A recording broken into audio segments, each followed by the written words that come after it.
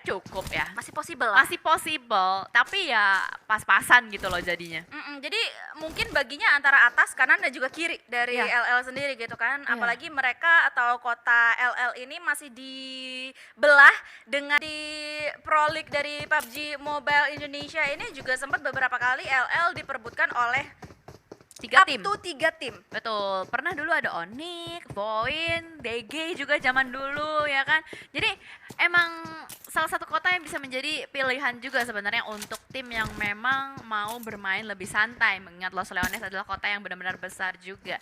Dan sementara waktu mereka semua juga kayaknya walaupun mereka tahu satu sama lain, oke ini ada orang lain selain tim gue di sini, tapi kayaknya ya udahlah nggak apa-apa, sharing area masih layak kok, masih cukup banget. Dan ini kan bisa dibilang dari settingan room atau settingan gameplaynya itu benar-benar sama kayak PMPL ya. Jadi dari segi lootingan pun harusnya mencukupi banget sih. Apalagi dengan circle seperti ini yang dimana LL berada benar-benar di tengahnya atau di sentral dari circle pertama kita.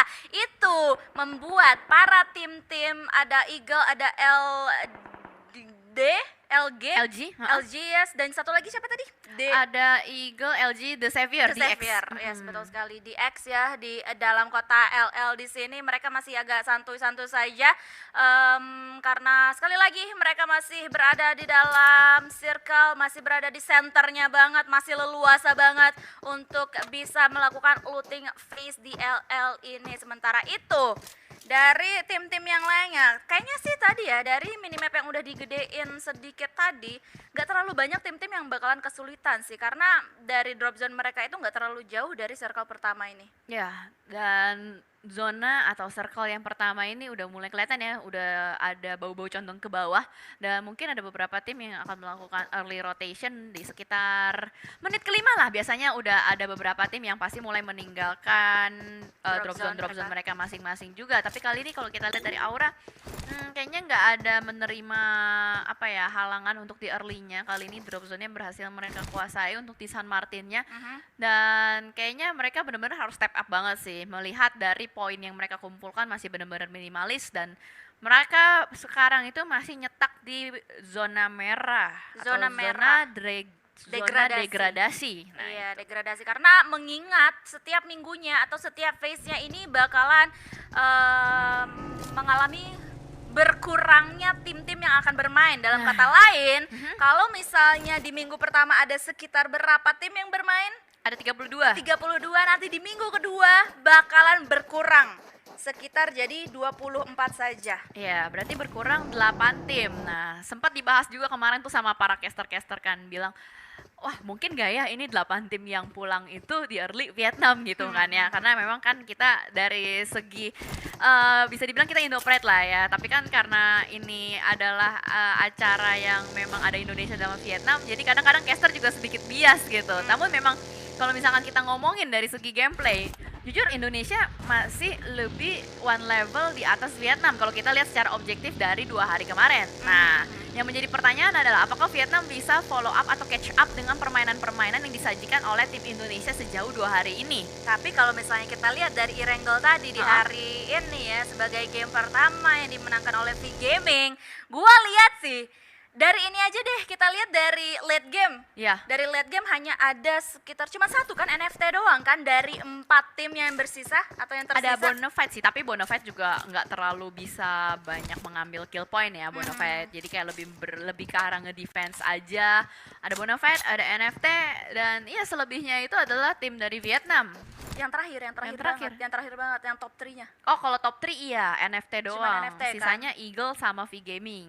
Dan akhirnya NFT versus V Gaming tadinya kan. Dengan Betul. begitu saja udah kayak kelihatan nih Vietnam mulai sedikit demi sedikit merangkak naik dari segi permainannya, bahkan nggak cuma late game aja, di mana tadi di early dan juga di mid game mereka tuh kayak memberikan perlawanannya yang cukup agresif, yang cukup stabil juga. Tadi permainan-permainan dari mereka di Erangel tadi, jadi kayak ya let's see lah untuk hari ini kayak gimana permainan dari tim-tim Vietnam ini, apakah bisa mendepak tim Indonesia yang dalam hati kita sih berharap tidak ya. Ya kalau kita berharapnya tidak. Bisik-bisiknya sih berharapnya tidak. Ya itu dia, tapi sebentar dulu nih, udah ada yang terjadi peperangan antara tim Indonesia dan juga Vietnam, antara Best Absolute Training dan juga NFT yang kali ini harus bertemu di bagian gudang satu player. Ternyata sudah berhasil diamankan dan taunting dulu bos ya, udah kenok kan, udah nggak bisa kemana-mana, dibakar Dibakar. aja sekalian nggak apa-apa. Udah panas blue zone, panas api ya kan, untung bukan Iya. panas api cemburu. Ini panas api asmara Oh, buat NFT-nya karena mereka berbunga-bunga ya karena mendapatkan satu elimination point di awal-awal seperti ini tanpa adanya kalau bisa kita bilang balasan yang bisa dibilang ini ya cukup berarti ke arah NFT sendiri. Ya, karena juga satu sisi mungkin gamblingnya adalah itu udah blue zone ya. Jadi mungkin dari tim BAT lebih memilih ya udahlah mendingan kita rotasi dulu aja, fokus dan dengan merelakan satu playernya berharap mereka masih bisa survive gitu loh sampai ke circle terakhir. Namun kali ini kalau kita lihat juga bergeser kembali ke arah Genesis Dogma. Tadi mereka mengambil drop zone di Pekado ya. Iya. Di Pekado. Dan sampai saat ini sih sepertinya mereka masih adem ayam aja tapi tidak dengan tim EVOS Reborn kita atau EVOS Esports karena KF kali ini sepertinya yang menjadi frontliner dari EVOS sudah bisa melihat adanya suatu pergerakan dari musuhnya di seberang sana bahkan KF pun juga sudah mulai diberikan tembakan peringatan. Yes, dan KF cukup nekat, mereka udah menyadari sebenarnya ada keberadaan KF, tapi KF turun dari mobilnya mungkin akan langsung mundur juga untuk melakukan regroup antara KF dan teman-teman EVOS lainnya.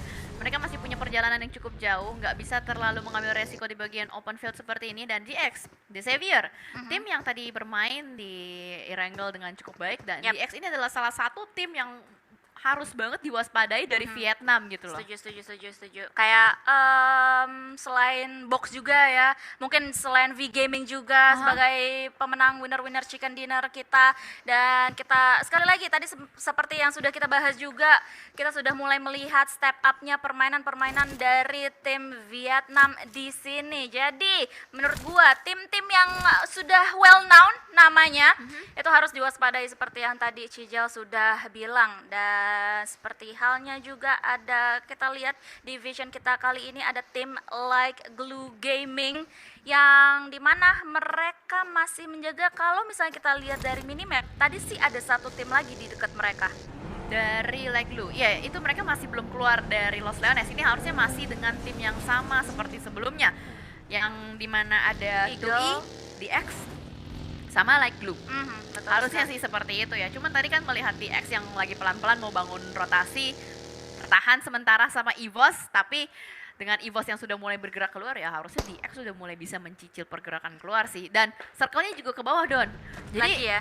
jadi harusnya yang dari Los Leones ini kayaknya nggak usah terlalu banyak bergerak gitu loh. Kalau misalkan memang mereka mau ngumpulin poin yang banyak, lihat aja tadi si Light Blue mereka langsung regroup ke satu area, ke satu titik, nggak Iya. terlalu menyebar. Ya udahlah santuy aja dulu, mungkin sampai circle 3 atau 4 atau 5 yang udah mulai kelihatan jelas mau kemana gitu arahnya. Iya. Kayak tungguin aja dulu di situ gitu kan. Iya. Terus tungguin ada yang rotasi lagi nggak atau bahkan tungguin tim-tim yang lainnya atau dua tim yang lainnya yang sekarang berada di dalam LL itu untuk keluar duluan. Nah, Gitu. bisa Jadi banget. mungkin bisa dibokong juga gitu Yoi. sama mereka, bisa di backstep juga oleh mereka.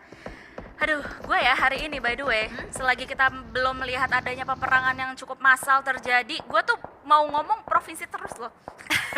Kebiasaannya masih kemarin masih ya. kebiasaan, masih ke bawah. Masih ke bawah sama Tim. pon kemarin gitu kan ya. Tim, oke. Tim. Dah. Awas jangan salah tim. Nah itu dia. Yang gue dari tadi, wait a minute, oke.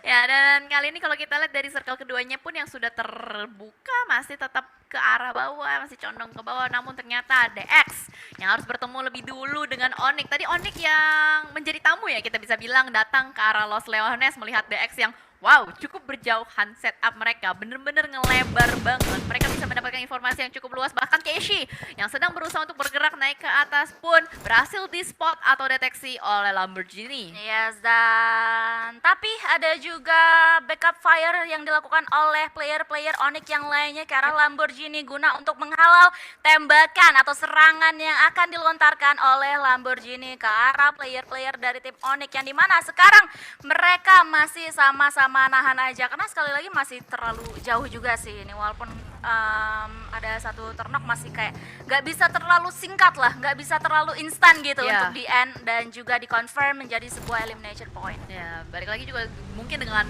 positioning mereka gitu ya, setup yang terlalu jauh. Kalau misalkan mereka memang mau melakukan rush ya itu bakal memakan waktu dan resiko. Dan ini adalah sedikit cuplikan atau tayangan ulang ketika Replay. tadi Flippy membakar salah satu player dari BAT. Ini tragis sekali ya, saudara-saudara, telah ditemukan seorang player yang dibakar. Namun kali ini, oh my god, rotasi dari RRQ yang ternyata harus bergerak di depan player dari The Savior. Wow. Lamborghini, seorang diri Lamborghini. Oh, Lamborghini. what happened? Aya naon Lamborghini?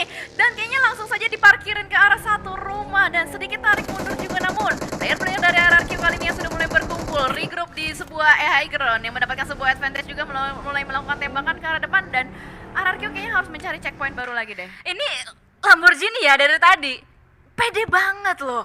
Mereka ketemu Onyx terus ketemu RRQ dikejar sendirian gitu. Permainan dari The Xavier Barbar banget. barbar banget dan hampir aja itu fatal loh. Lumayan, karena dia gerak sendirian doang kan. Iya. Dia gerak sendirian doang. Nah itu mungkin bisa dibilang beruntungnya adalah ada beberapa kayak gedung-gedung gitu sih yang bisa menghalangi tembakan-tembakan dari RRQ menuju ke arah Lamborghini, straight to the point gitu kan. Dan kalau kita lihat juga dari tim lain, talent yang akhirnya sudah mulai membangun rotasi mereka tapi nggak langsung menusuk ke arah tengah, melainkan ngambil dari sisi arah kiri juga, mungkin dari arah jam 9 atau dari arah jam 8 dari tim talent esport ini akan masuk. Dan sementara lagi-lagi Onyx dengan The Xavier yang masih terus-menerus ngotot-ngototan juga, ya, saling ter-takedown satu sama lain, tapi kamera juga masih belum fokus ke arah mereka. Namun kalau misalkan kita lihat dari killing feeds-nya menggunakan mini, jadi harusnya itu adalah fight jarak jauh.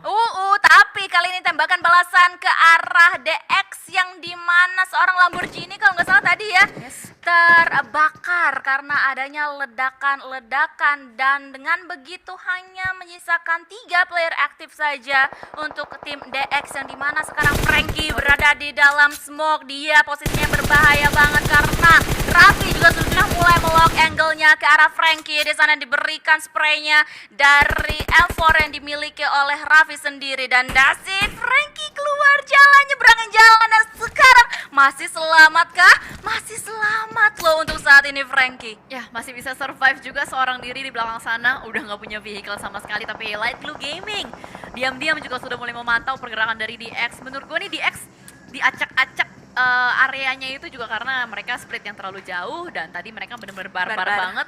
Kelihatan kayak dari Lamborghini asal-asal aja gitu loh, maju sana sini. Gue nggak tahu apakah emang ini tactical mereka seperti itu atau memang karena mereka ngerasa oh ini masih circle awal, nggak apa-apa deh kita agak sedikit barbar untuk memberikan pressure kepada tim lain. Namun kali ini Aura yang nampaknya terkena pressure lagi dan lagi oleh tim BAT. Berada di bagian open field, satu player yang berhasil di take down dengan sebuah granat. Harusnya sih masih bisa di revive dan bahkan No Mercy kali ini juga akan berusaha mengulur waktu supaya kawannya masih bisa di revive. Iya, dan kali ini seorang Madara, betul sekali. Madara langsung saja menjaga angle-nya di arah higher ground. Kali ini lantai berapa ini karena tinggi banget, gua nggak bisa ngitung. Masih mau melock angle-nya ke arah beberapa player dari tim Aura yang sudah terspot berjalan kali ini. Dan sepertinya dari Jaxi dan juga Jawir ya itu. Ya, Jawir. Yes, Jawir di sana bakalan langsung aja ngacir, minggir atau mundur terlebih dahulu mengarah ke arah Chisun kali ini. Ya, dan kayaknya bakal lebih memilih untuk melakukan disengage aja karena mereka benar-benar fokus juga untuk mencari poin, nggak bakal mengambil resiko yang terlalu besar. Namun di sisi lain, resiko besar yang sudah terjadi antara RRQ dan DX itu sepertinya masih pecah di area Los Leones. Terus-menerus bertemu satu demi satu player-player dari DX yang harus terculik. Tadi sempat terpantau terakhir Rebis ya yang berhasil diamankan oleh Asa. Lagi-lagi Frankie, the lonely boy ya. Walaupun namanya 007, apakah bisa melancarkan misi impossible? Mission impossible ya dengan tembakan-tembakannya. Kayaknya 007 pakainya pistol deh, bukan M4 deh. Upgrade. Oh, upgrade ya. Upgrade. Di sequel selanjutnya. Nah, ya. Udah dapat senjata baru katanya. Iya. Udah bosen pistol mulu gitu kan. Jadi kita bakalan lihat nanti ya perjalanan seorang Frankie seperti apa karena nampaknya ada pertemuan yang lain dari GD Gits dan juga Eagle Esports yang dimana Boom sebagai frontliner dari GD Gits kali ini juga sudah mulai men-spot karena lihat rame banget smoke yang juga sudah terpops up di depan dari Boom sendiri. Yes, ini benar-benar ramai banget loh. Bahkan dari Nichil pun tertangkap oleh player dari tim Talent di belakang sana gitu nih, si Dogma. Nampaknya agak sedikit kesulitan untuk bisa menyelamatkan kawannya. Nichil terlalu open juga untuk melakukan setup, pasti akan memerlukan banyak sekali utilities. Tapi Eagle memanfaatkan situasi kali ini untuk bergerak masuk dari antara Genesis, Dogma dan juga LG. Nyelip, benar-benar nyelip, literally nyelip Eagle kali ini. Dan kayaknya Eagle akan mendapatkan advantage yang cukup enak juga mungkin ketika dari LG akan fight dengan tim lain. Mereka bisa saja gitu loh mengambil kill point. Ini GD ya, mundur kena maju kena cuy. Iya, gak bisa dia dijepit banget gitu. Iya, depan kena, belakang kena juga gitu. Karena di sini di circle kita yang keempat di menit menuju ke 19 ini tim-tim juga sudah mulai bertemu karena circle juga sudah mulai mengecil seperti halnya EVOS dan juga NFT yang kali ini berada berhadap-hadapan. Ramones pun juga sudah mulai menotis keberadaan dari EVOS, sementara itu ada satu serangan yang mengarah ke arah EVOS karena Redface sudah bisa ter-knockdown kali ini. Serangan balasan pun juga langsung saja dilontarkan ke arah player-player dari tim NFT yang dimana sudah mulai terspot. HP-nya itu sudah mulai memerah. Oh, dibakar bahkan oleh seorang Ramones dan langsung dipush begitu saja. Laser di belakang sana yang harus ter-takedown. Tapi Redface yang berhasil dilakukan revive harus melakukan healing terlebih dahulu. Namun Ramones pun ter-takedown oleh KF di belakang sana. Backup demi backup yang terus dibangun oleh kedua tim ini membuat mereka sedikit tertahan pergerakannya. Hati-hati, sudah ada satpam zone yang menunggu keberadaan mereka. Dan dari KF dengan Microboy mungkin akan langsung melakukan rush ke arah depan. Granat demi granat terus menerus dilontarkan ke arah depan. Tapi Trippy akan berusaha untuk melemparkan balasan granat ke arah depan. Pemain EVOS dan kali ini bakal langsung melaju ke arah depan. Trippy, entry dari NFT pun harus ter-takedown, menyisakan PP dan Ramones di belakang sana. Tapi ternyata lagi-lagi balasan granat dari NFT yang begitu on point menumbangkan seorang Microboy. Di 3 versus 3 situation kali ini yang dimana sekarang salah satu player dari NFT itu Piu Piu juga langsung aja mau melontarkan granatnya ke arah player-player dari tim EVOS yang sekarang sudah mulai terpukul mundur sedikit, yang dimana ada Lizard sebagai frontliner mereka. Sementara itu Drone mendapatkan serangan dari arah sebaliknya, dari arah belakang mereka, meninggalkan rekan-rekan NFT yang lainnya. Sementara itu EVOS sudah bisa kembali dengan 4 player mereka untuk bisa bermain melawan NFT kali ini. Ya, sepertinya dari EVOS ada beberapa space yang bisa dikontrol untuk bisa masuk ke dalam zona. Tapi kali ini dari KF pun harus bertanding dengan NFT. PP berhasil diamankan, tapi Trippy akan memanfaatkan momentum ini untuk langsung ngacir ke arah depan. Berharap NFT bisa menyelamatkan placement point mereka. Yes, NFT pun hanya menyisakan the last man standing mereka untuk saat ini. Sementara EVOS sepertinya juga sudah kehilangan satu player mereka. Sementara itu di sisi yang lainnya, sedari tadi kita juga sudah mulai melihat peperangan yang terjadi antara Bat dan juga Onyx kali ini, yang dimana tim Onyx harus segera menyelamatkan seorang Raffi Guna untuk bisa kembali dengan 3 player mereka. Sementara itu tim RRQ juga langsung aja masuk ke peperangan. Keberadaan dari tim Onyx yang dimana Powerpunk kali ini juga sudah mulai melontarkan granat demi granatnya guna untuk menghalau pergerakan dari RRQ. Tapi granat dari RRQ lah yang lebih on point ke arah 2 player dari tim Onyx yang sekarang sudah mau menjemput ajal mereka. Yes, tapi ternyata lagi-lagi granat yang terus meledak membuat Onyx gak bisa bergerak kemana-mana. BAT dengan sangat santuy bakal melihat pergerakan dari RRQ dan Onyx di belakang sana bakal siap untuk disantap. Tapi RRQ, Voldemort langsung saja nekat mengambil mobilnya dan bergerak ke arah depan. Dan siap-siap saja ini Powerpunk akan bisa melakukan backstep nampaknya untuk Voldemort. Sedikit tidak aware, tapi Nerpeko sudah diutus untuk menjadi jangkar bagian belakang. Dan itu dia betul saja lakukan tembakan 2 player sekaligus didapatkan oleh Powerpunk. Cukup berbahaya kali ini pergerakan dari Onyx. Last man standing, Nerpeko ternyata belum cukup kuat untuk bisa menyelamatkan teman-temannya. Voldemort pun bahkan dibakar oleh api molotov. BAT diam-diam memantau dan Quadro akan siap untuk menyambut player-player dari RRQ. Nerpeko masih bisa menyelamatkan kawannya, tapi BAT harus kita lihat dan kita pantau. BAT posisinya di tengah-tengah banget. Di kiri mereka ada RRQ, di kanan mereka itu tadi kalau nggak salah ada Boom juga ya yang sedang melakukan peperangan juga dengan tim-tim yang lainnya. Sementara itu Quadro juga sedikit demi sneaky assassin dia mau maju ke arah 2 player dari tim RRQ. Apakah Quadro bisa atau mampu untuk menghentaskan 2 player dari tim RRQ? Sementara itu 2 player dari BAT yang lainnya akan melakukan backup dan juga melakukan speed focus ke arah belakang karena ada EVOS dan juga Boom yang sekarang melakukan peperangan. Oh my god, ini bener-bener rame banget sih. BAT nggak bisa tim-tim baru dari arah belakang. Ada Boom, will join the party, will join the fight juga. Dan ternyata BAT satu player di depan sana udah mulai maju. Ada seorang Andy yang mencari Woody. Woody di mana? Tembakan ke arah depan. Smoke yang masih terus tebal bisa menutup keberadaan dari arah kedua depan keruat di depan sana. Take down satu player. Akankah terjadi refrag karena Andy berhasil untuk melakukan reload terlebih dahulu. Nerpeko the last man standing di belakang sana akan melakukan fake tipis ke arah depan. Tapi Nerpeko masih bisa survive. Tuh tidak, Andy yang berhasil meratakan RRQ. BAT hanya meninggalkan satu orang atau satu player terakhir mereka, yaitu Andy, dan dia harus waspada banget karena tim-tim yang lainnya juga sedari tadi sudah mendengar peperangan yang terjadi. Dan kita akan langsung aja melihat ke peperangan yang lainnya antara tim Boom dan juga EVOS yang masih terus-terusan berlanjut, yang dimana di sebelah kiri atau depan dari Boom sekarang terdapat tim Livescape juga. Yes, ada Livescape, ada EVOS juga yang benar-benar mengunci pergerakan dari Boom. Namun kan sudah mempunyai masih bisa di revive force speed. Kali ini sudah mulai nge-pick shoulder pick yang sangat tajam membuat Laser tidak bisa bergerak. EVOS pun harus ditahan, harus dipulangkan oleh Boom Esports. Yang dimana Boom Esports sudah berhasil untuk menyelamatkan Ken kali ini, dan Boom Esports pun kembali ke medan perang dengan 4 punggawa mereka, 4 player mereka dengan utuh, dan ini menjadi advantage, menjadi kekuatan penuh pastinya untuk Boom Esports bisa menghentaskan keempat tim yang lainnya. Tapi ingat, pastinya keempat tim yang lainnya ini juga pengen mendapatkan winner chicken dinner, and this is it.